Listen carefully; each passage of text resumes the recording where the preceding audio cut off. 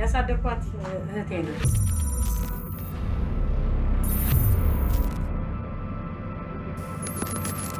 ተስኩን እየመጣል የመጣሁት አንቺን ብዬ የእኔ ቆንጆ አንቺን ብዬ እዚህ ቤት ካሉ ሰዎች ጋር ዘመድም መቀራረብም ማለት ነው።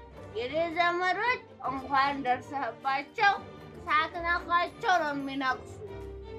እኔ እናንተ አንመጣጠንምሽ አንመጣጠንም።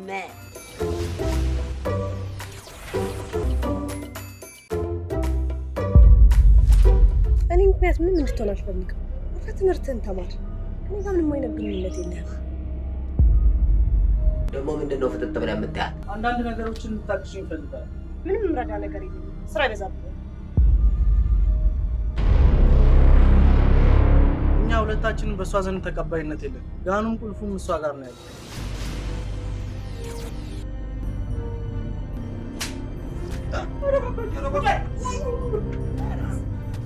እባክሽ ሁለቱም ተቀጥቅጠው ሊሞቱ ነው። እባክሽን አንድ ነገር አድርጊልኝ። ድሮም ባዳ ነው።